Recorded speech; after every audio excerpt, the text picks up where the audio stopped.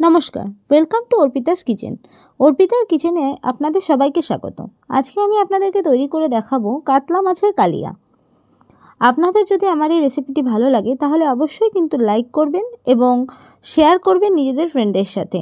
আর ভিডিওটি শেষ পর্যন্ত দেখার অনুরোধ রইল। আর পাশে থাকা বেল আইকনটি অবশ্যই প্রেস করে রাখবেন। চলুন দেখে নেওয়া যাক কাতলা মাছের কালিয়াটা আমি আজকে কিভাবে বানাবো। কাতলা মাছের কালিয়া বানানোর জন্য আমি প্রথমে এখানে 6 পিস মতো কাতলা মাছ খুব ভালো করে ধুয়ে নিয়েছি। এবারে আমি এর মধ্যে 1 চামচ লবণ এবং 1 চামচ হলুদ দিয়ে মাছটার মধ্যে খুব ভালো করে লবণ আর হলুদটা মাখিয়ে নেব। আপনারা কিন্তু আপনাদের প্রয়োজন মতো যতটা যার যেরকম কোয়ান্টিটি থাকবে সেই কোয়ান্টিটি অনুযায়ী লবণ এবং হলুদটা ব্যবহার করবেন।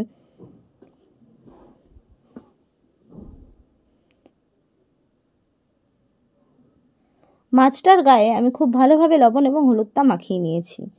যদি আমার চ্যানেলে নতুন হয়ে থাকেন তো আমার চ্যানেলটিকে সাবস্ক্রাইব করে পাশে থাকা বেল আইকনটি অবশ্যই প্রেস করে রাখবেন নতুন নতুন রেসিপির আপডেট পাওয়ার জন্য।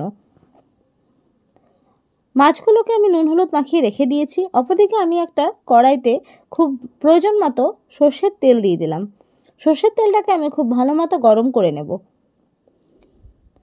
এবং সর্ষের তেলটা গরম হয়ে গেলে আমি তার মধ্যে হাফ টিস্পুন মতো খুব সামান্য পরিমাণে একটুখানি লবণ দিয়ে দেব। এর ফলে যে মাছগুলো আমি কড়াইতে ভাজবো এর ফলে কোনো মাছই আপনাদের কড়াইতে লেগে যাবে না। আপনারা যে কোনো মাছ বা যে কোনো ডিম বা যে কোনো কিছু বলুন ভাজার আগে কড়াইতে যদি একটুখানি লবণ দিয়ে নেন তাহলে আপনাদের কিন্তু কোনো দিনই কড়াইতে লেগে যাওয়ার কোনো ভয় থাকবে না। তো কড়াই গরম করে লবণ দিয়ে আমি এবারে যে লবণ আর হলুদ মাখানো মাছগুলো ছিল সেই মাছগুলোকে আমি এর মধ্যে দুপাশ খুব লাল লাল করে ভেজে নেব। দেখুন আমার প্রথমে আমি এখানে 4 পিস মাছ দিয়ে দিয়েছিলাম এবং এক পাশ আমার খুব ভালো করে ভাজা হয়ে গেছে, অপর পাশটাও আমি উল্টে পাল্টে খুব ভালো করে ভেজে নেব।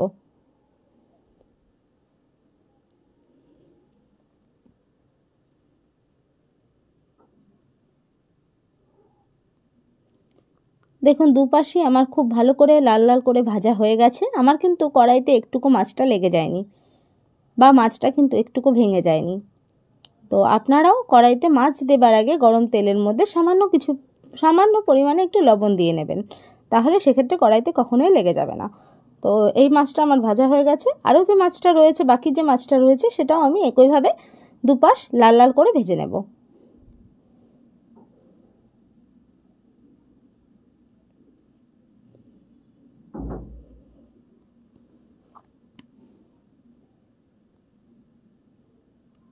একটা পাশ আমাদের ভাজা হয়ে গেছে, উল্টে দিয়ে অপর পাশটাও আমি আবারও ভেজে নিচ্ছি।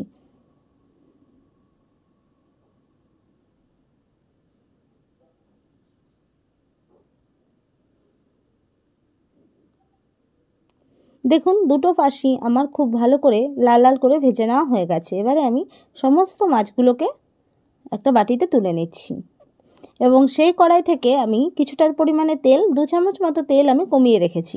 কমিয়ে রেখে সেই তেলের মধ্যে আমি ফোড়নে দিয়ে দিচ্ছি গোটা জিরে এবং দুটো চিড়ে রাখা তেজপাতা।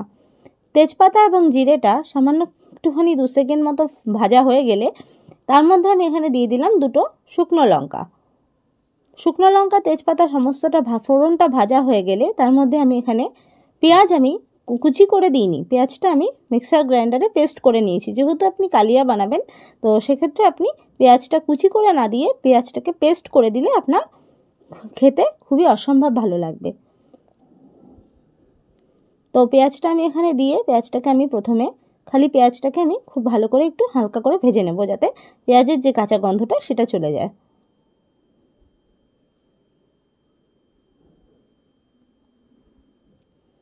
দেখুন পেঁয়াজটা কিন্তু আমার খুব হালকা করে ভাজা হয়ে যাচ্ছে এবং পেঁয়াজটা থেকে আমার যে ততক্ষণ পর্যন্ত আপনারা পেঁয়াজটাকে ভেজে নেবেন যতক্ষণ পর্যন্ত পেঁয়াজের যে কাঁচা গন্ধটা সেটা না যায়।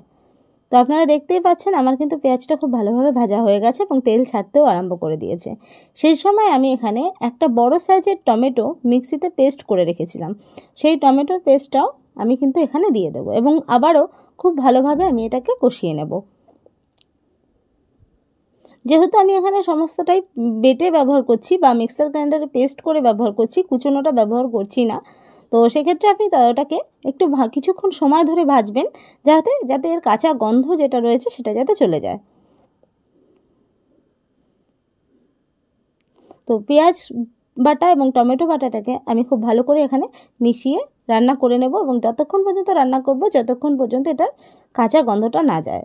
এবার আমি দেখুন আমার মোটামুটি এটা থেকেও পেঁয়াজ এবং টমেটো পেস্ট থেকেও আমার তেল ছাড়তে আরম্ভ হয়ে গেছে। তো সেই সময় আমি এখানে কিছু গুঁড়ো মশলা ব্যবহার করলাম, যার মধ্যে আমি এখানে দিয়েছি 1 চামচ মতো হলুদ গুঁড়ো, 1 চামচ দিয়েছি জিরের গুঁড়ো, আর এখানে আধা চামচ দিয়েছি আমি ধনের গুঁড়ো, আর সাথে আমি এখানে 1 চামচ দিয়েছি লাল লঙ্কার গুঁড়ো, যেটা আমরা রেগুলার লঙ্কা ইউজ করি সেই লাল লঙ্কার গুঁড়োটা। এবং সমস্ত মশলাটাকে আমি আবারও খুব ভালোভাবে কষাতে থাকবো এবং এই সময় কিন্তু আমি এখানে গ্যাসের ফ্লেমটা লো টু মিডিয়ামে রেখেছি।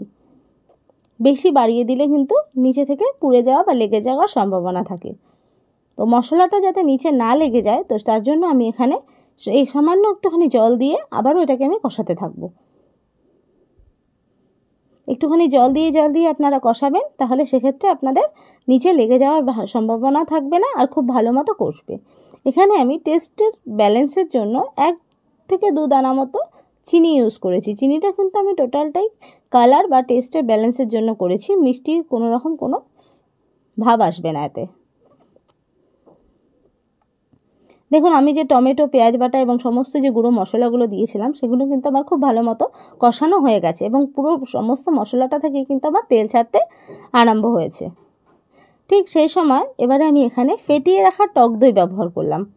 ঠিক আছে, এখানে আমি যেই বাটিটা মেপে এখানে মশলাগুলো নিয়েছি সেই বাটিটার মধ্যে আমি টক দইটাকে প্রথমে খুব ভালোভাবে ফেটিয়ে নিয়েছি। ফেটানো টক দইটাই আপনারাও ব্যবহার করবেন। দইটা যদি ডাইরেক্ট দিয়ে দেওয়া হয় তাহলে কিন্তু সেটা ফেটে যাওয়ার সম্ভাবনা থাকে, আর আপনারা প্রথমে এটাকে যদি ফেটিয়ে নেন তাহলে কিন্তু তরকারিতে দেওয়ার পরে আর কোনো রকম কোনো ফেটে যাওয়ার সম্ভাবনা থাকে না। এবারে আমি এর মধ্যে দিয়ে দিলাম 1 টিস্পুন মতো কাশ্মীরি লঙ্কার গুঁড়ো।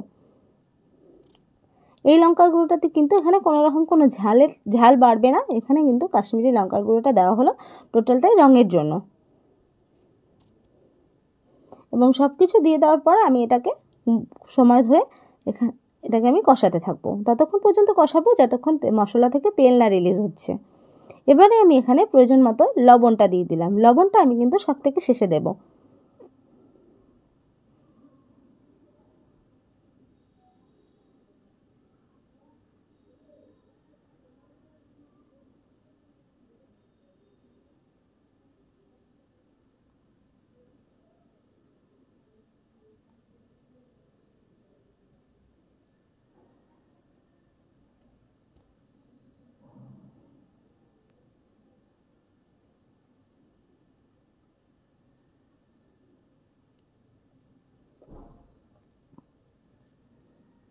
দেখুন আমি এটাকে কিন্তু 5 মিনিট মতো সময় ধরে খুব ভালোভাবে নেড়ে চেড়ে আমি কিন্তু মশলাটাকে কষিয়ে নিচ্ছি।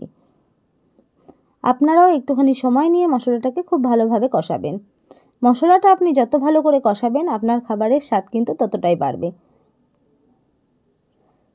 দেখুন আমার মশলাটার মধ্যে আমি আবারও একটুখানি জল দিয়ে দিলাম, যাতে মশলাটা আমার তলা থেকে কোনোভাবেই লেগে না যায়।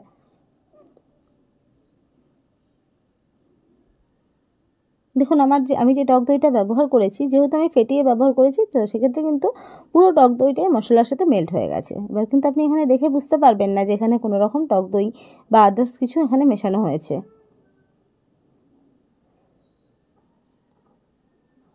দেখুন আমি মশলাটাকে জল দিয়ে 5 মিনিট মতো কষিয়ে নিয়েছি এবং সমস্ত মশলাটা থেকে কিন্তু আমার তেল রিলিজ করতে আরম্ভ হয়ে গেছে।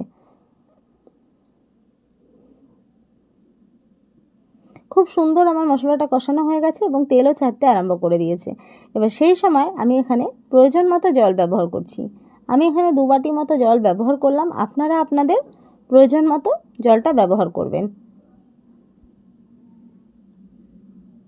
জল দিয়ে আমি মশলাটাকে খুব ভালোভাবে মিলিয়ে নিচ্ছি। এবারে আমি এটাকে জল দিয়ে দেওয়ার পর 5 মিনিটের জন্য ঢাকা দিয়ে দেবো। 5 মিনিট হয়ে গেছে, এবারে ঢাকনাটা খুলে দেখুন আমার যে মাছের ঝোলের যে গ্রেভিটা সেটা কিন্তু খুব ভালোভাবে ফুটতে আরম্ভ হয়ে গেছে এবং গ্রেভিটা থেকে কিন্তু দেখুন উপর থেকে তেলটা হালকাভাবে ভেসে উঠেছে। যদি আপনারা মশলাটাকে এরকম খুব ভালোভাবে কষিয়ে নেন তাহলে মশলাটা থেকে না কোনো রকম কোনো কাঁচা স্মেল আসবে আর খেতেও অসম্ভব ভালো হবে। এবারে আমি এর মধ্যে গ্যাসের ফ্লেমটা আমি এখানে কম করে সমস্ত যে ভেজে রাখা মাছগুলো ছিল সেগুলো আমি এর মধ্যে দিয়ে দেব।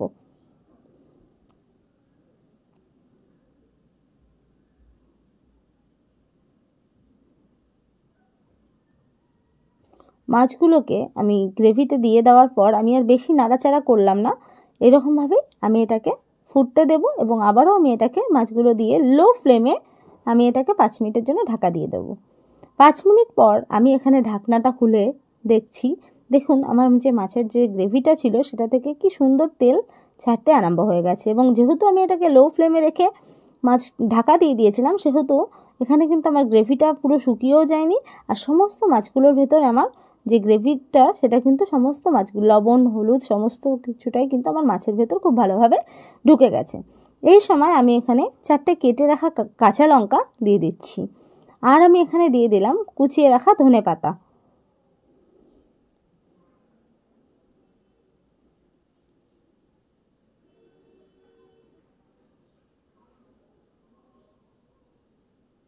যেহেতু এখন ধনেপাতাটা পাওয়া যায়, তো সেক্ষেত্রে আপনারা যদি যে কোনো কালিয়াতে একটুখানি ধনেপাতা ব্যবহার করেন, তবে কিন্তু তার ধনেপাতার যে স্মেলটা সেটাতে কিন্তু কালিয়াটার যে স্মেল বা যে স্বাদ সেটা কিন্তু দ্বিগুণ বাড়িয়ে দেয়। যদি অফ সিজন হয় আমরা ধনেপাতা নাও ব্যবহার করতে পারি, কিন্তু যেহেতু আমরা এখন ধনেপাতাটা পাবো, তাই সেক্ষেত্রে আমরা এখানে ধনেপাতাটা ব্যবহার করলে এর যে স্বাদ বা এর যে গন্ধ সেটা কিন্তু খুব দারুণ হয়।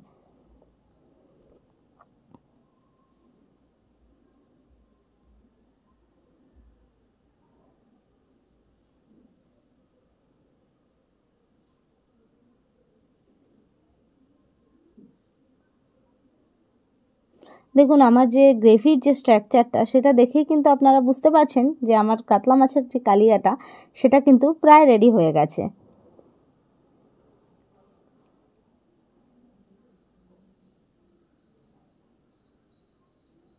তো আমি এটাকে আর বেশিক্ষণ আমি এটাকে রান্না করব না, আমার এটা প্রায় কমপ্লিট। এবারে আমি এটাকে 2 সেকেন্ড মতো রান্না করে এটাকে আমি ঢাকা দিয়ে গ্যাস বন্ধ করে দেব। এবারে আমি এটাকে সার্ভ করে দেখাচ্ছি। দেখুন আমাদের কাতলা মাছের যে কালিয়া সেটা কিন্তু তৈরি হয়ে গেছে। আপনারা অবশ্যই এইভাবে একবার ট্রাই করুন আর আমাকে জানাবেন রেসিপিটি আপনাদের কেমন লাগলো। কোথাও যদি ভুল হয়ে থাকে তাহলে অবশ্যই আমাকে কমেন্ট বক্সে কমেন্ট করে জানাবেন। আমার রেসিপিটি আপনারা অবশ্যই একবার ট্রাই করে দেখতে পারেন, খুবই সুস্বাদু লাগবে।